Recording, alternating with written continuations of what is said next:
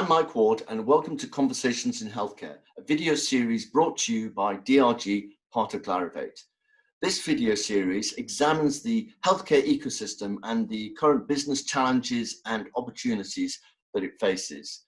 In each episode, I'll be talking to key industry leaders across the whole of the industry, effectively talking about how they're anticipating and regarding the various market dynamics that they face at the moment. Currently, our series is focusing on COVID-19 and the numerous challenges to the industry that the pandemic's unleashed on all healthcare players. In line with this, I'm delighted to be joined by special guest Steve Fruchtman. Stephen is the president and CEO of Onconova Therapeutics.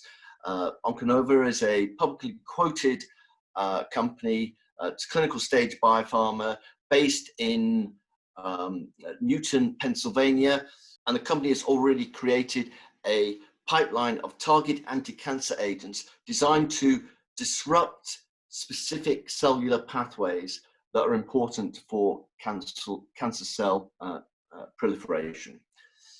The company's lead program is a compound called rigosertib. It's a small molecule that inhibits cellular signaling in cancer cells by acting as a RAS mimetic. It's in phase 3 clinical development for the treatment of high-risk myelodysplastic syndromes, and the company's conducted trials with 2 other research compounds and also has a preclinical compound with a CDK4/6 and ARK5 inhibitor. Stephen, I hope you're well, and thanks very much for sort of taking the time to speak to us today, and hope everybody's keeping safe. Thank you so much for this opportunity to speak to you, Mark. I look forward to our conversation. Before we talk specifically about the compound, rigosertib, I'm hoping I'm pronouncing that correctly. What have been the most immediate, what's been the most immediate impact that the COVID-19 has actually had on the company? Thank you. So these are obviously interesting times, and interesting times to conduct clinical research. Our research is global. We are in many countries across the globe, the same countries that are affected by COVID-19. The major impact as hospitals are putting their resources into combating COVID-19 and taking care of patients who unfortunately are infected by COVID-19, clinical research at many cancer centers around the world have stopped. Mostly new research programs that are about to be initiated have been put on the back burner because the staff that does clinical research have now been employed to take care of COVID-19 patients. So that's how it's impacted on our trials. Patients who are already on our research drugs continue to be placed on those research drugs, because obviously a patient with a cancer who's on an experimental agent, it's extremely important to continue that. And we don't believe COVID-19 has impacted on that. What it has impacted on is our clinical research associates having entry into the hospitals, just like families have been restricted to enter the hospitals to prevent more broad COVID-19 infections. Research staff have also been negatively impacted on their ability to enter to get our data. But a lot of the data is electronic now. So rather than going into the hospitals, we do have access to the electronic databases for patients who are on our research drugs. So you've had to re-engineer or sort of adapt the processes that you would have usually used because of those restrictions?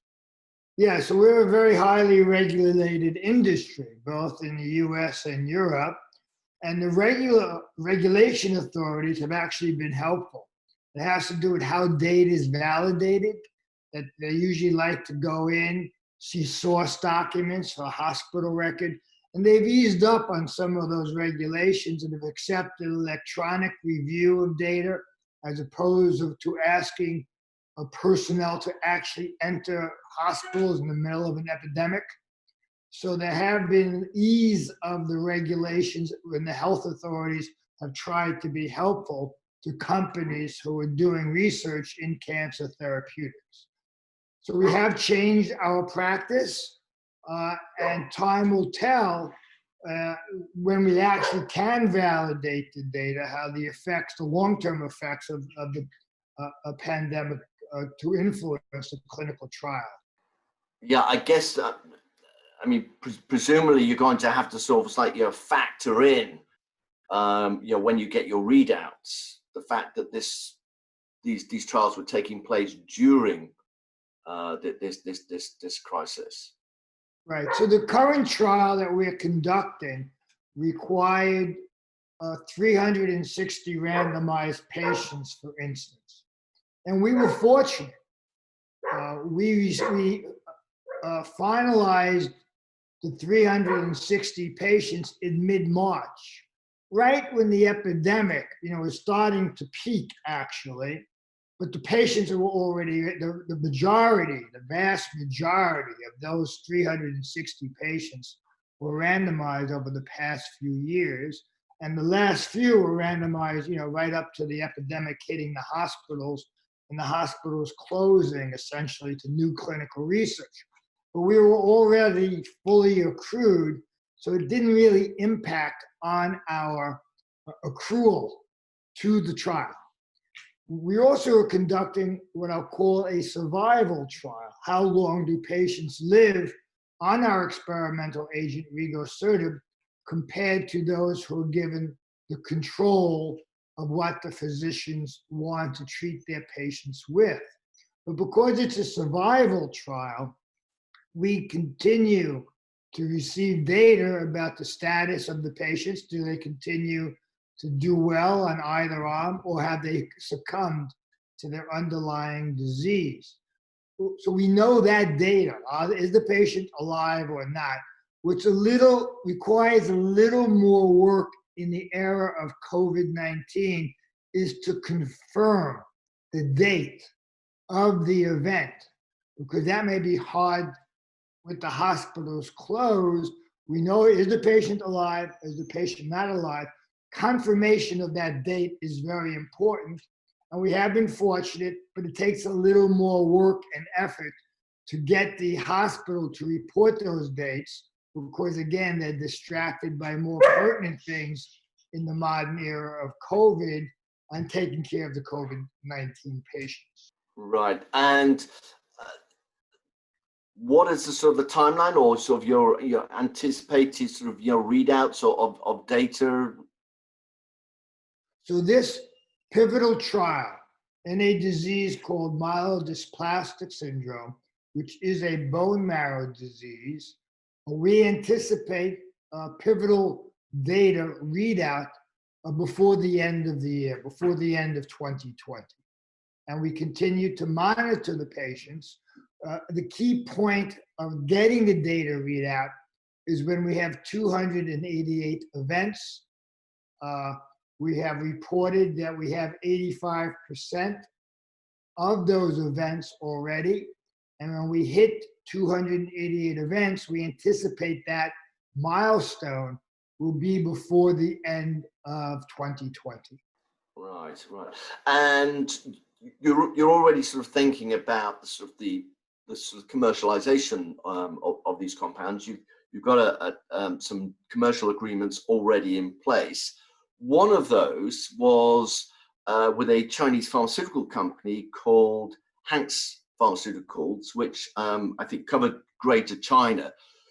But in March, that that deal, which I think was only signed last year, was terminated. Was that a consequence of the pandemic? That's a great question, Michael, and coincidental as well. The name of the company that you cited is Hanex Pharmaceuticals. Coincidentally, they're located in Wuhan, China, where supposedly the epidemic, the global epidemic initiated, was started.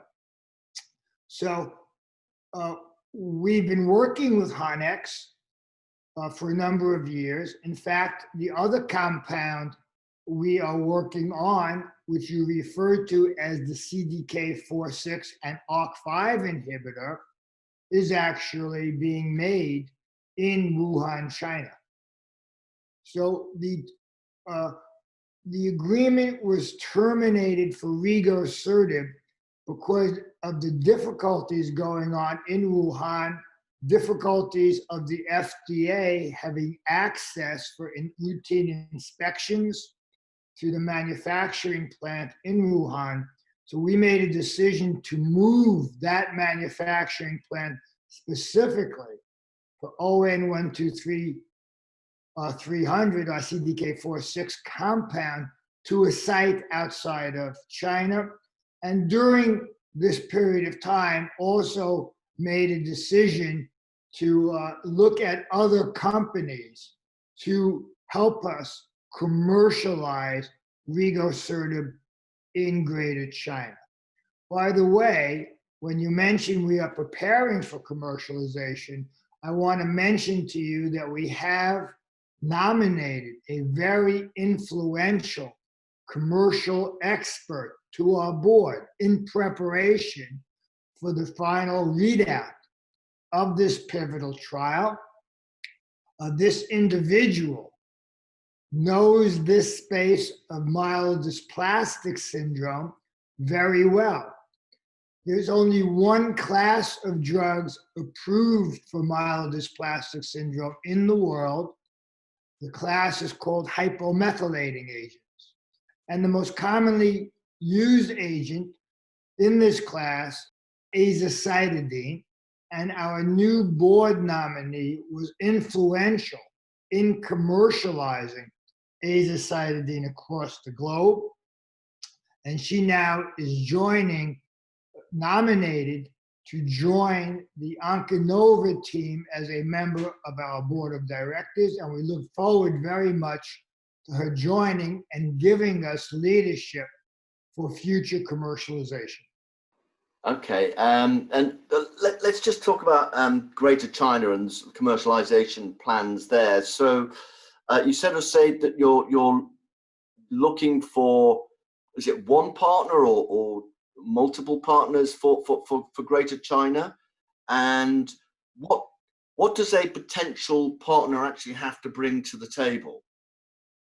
So we are looking, typically we'll be looking for one partner to commercialize our research drug in China. As you could imagine, for a small biotech company like Onconova, there are tremendous language barriers, regulatory barriers. So what we're looking for is a company based in China who understands expertly the requirements for getting a drug approved in China. Typically, that involves conducting a clinical trial with patients who have MDS in China. The company would also understand and have a relationship, just like we at Onconova have a relationship with the US FDA. A Chinese company would also understand the requirements and have a relationship with the health authorities in China. So we're looking for a partner who is expert in the development and commercialization of hematology oncology drugs in China, because the trial has to be conducted there at cancer centers in China, and also understand the regulatory requirements for approval of rigosertib in Greater China. Right, right.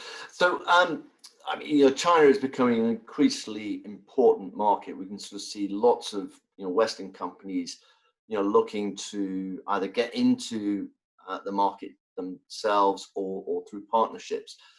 Based on your experience of working with sort of your Chinese companies and clearly, other sort of Chinese units, what what are sort of the key differences from sort of working in that Chinese environment to say, other markets? I mean, you're very active in, you've got a partner in Latin America. I mean, what are the sort of the key differences?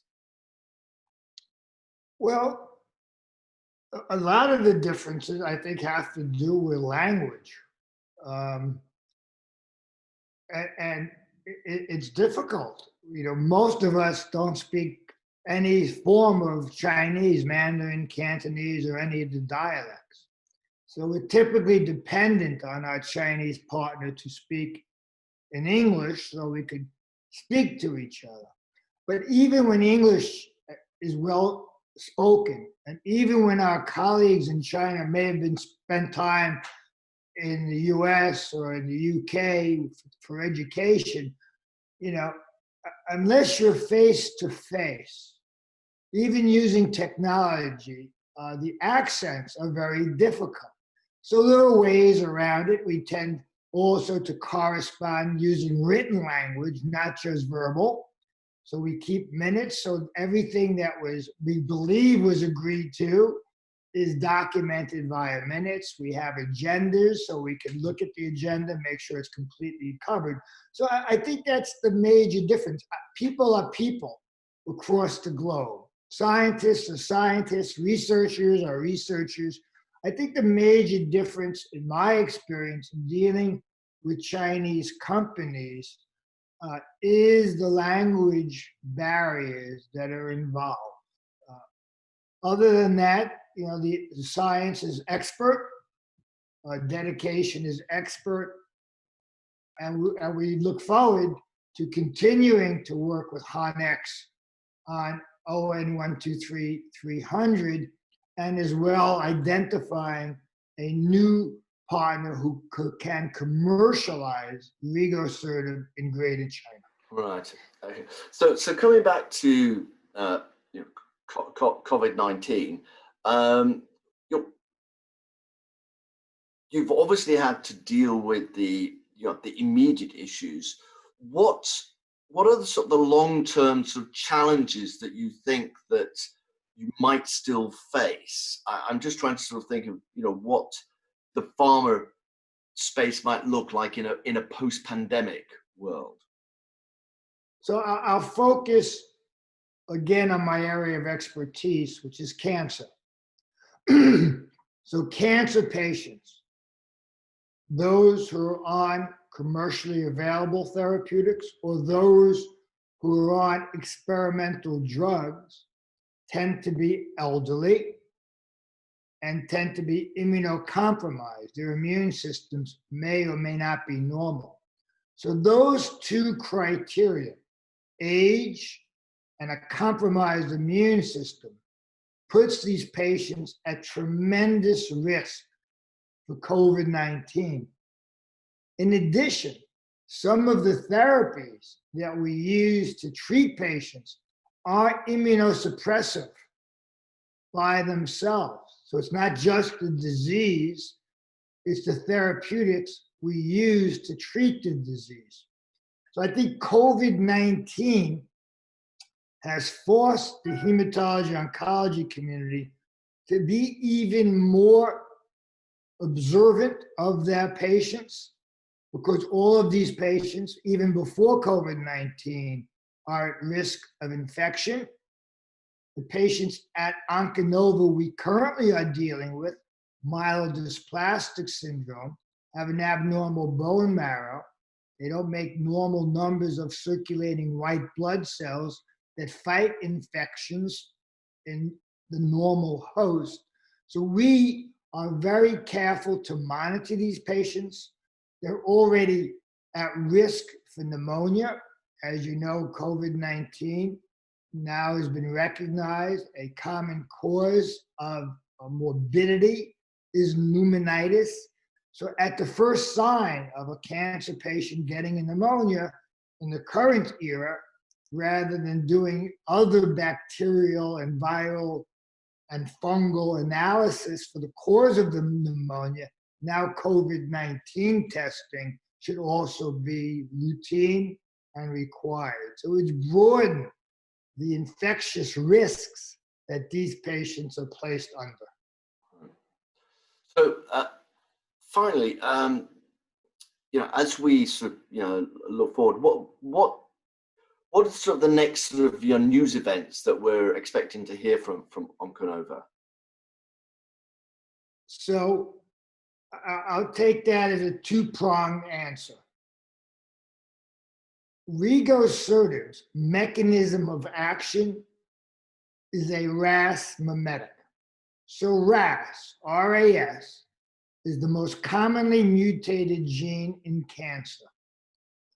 Rigosertib modulates the mutated RAS pathway.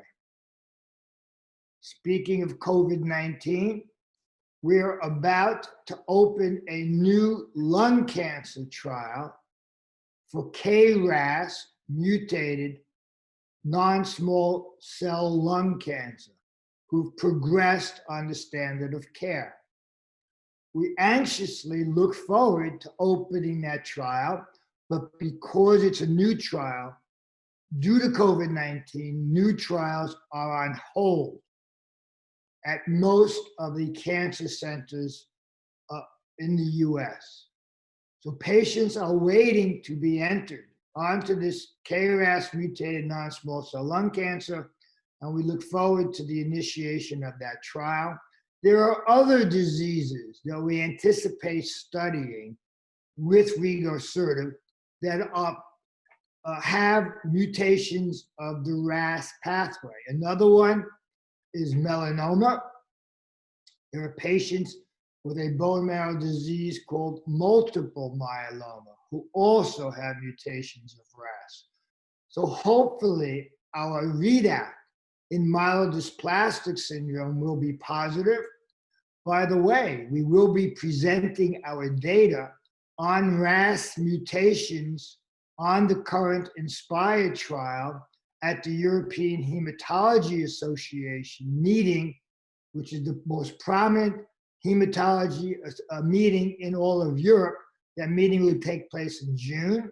It's now a virtual meeting, actually, so it'll all be online, but we will be we have an acceptance, which is prestigious, to present our data on RAS mutations in myelodysplastic syndrome for 4 patients randomized on the INSPIRE trial.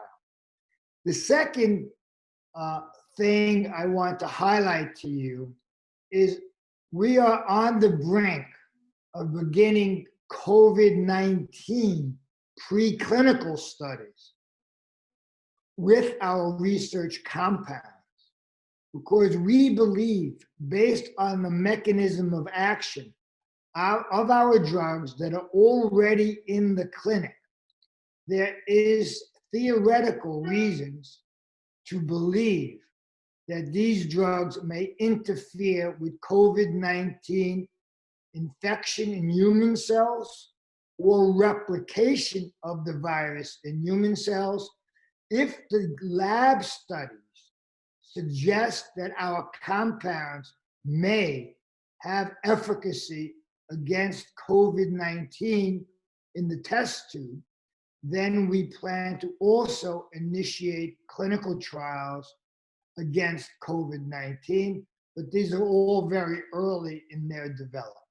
So what part of the sort of the COVID life cycle are your compounds targeting? Well, COVID to have replication are dependent on a number of mechanisms that it takes over from the human cell. And we believe, based on the mechanisms of how 2 of our clinical compounds work, that theoretically it may prevent either viral infection, meaning how a virus gets into a human cell, that's the infection, and then how it replicates to copy itself in that human cell and make many viral copies which are released into the body. So based on those mechanisms of how a virus enters and replicates, we will be studying our compounds to see if it prevents either viral entry and or replication.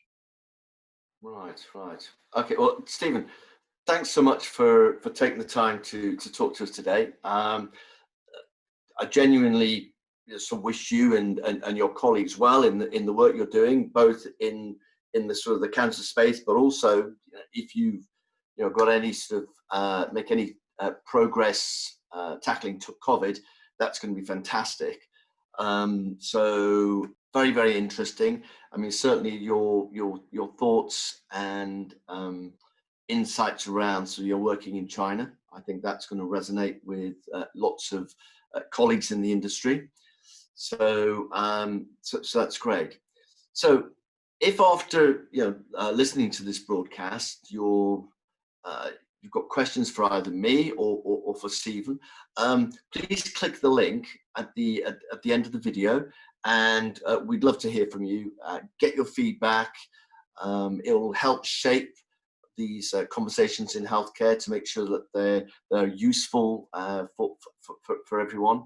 So that would be most helpful. And if you'd like to actually sort of tune into other episodes, again, follow our LinkedIn page, because we'll be putting regular updates for the release of future episodes. So join the LinkedIn page and you can follow us there. So in closing, I'd like to thank Stephen again for taking the time to join us, and also thank the listeners for joining and tuning in. And I'd also like to say thank you on behalf of Clarivate and DRG. A big thank you to everybody in the healthcare system who is actually working really, really hard to tackle and treat COVID, because clearly this is an unprecedented health emergency. And I think we're all very, very grateful for all the efforts everybody in the healthcare ecosystem is doing. So thanks very much. Until next time, stay safe and healthy. I'm Mike Ward, and I'll see you in the next episode.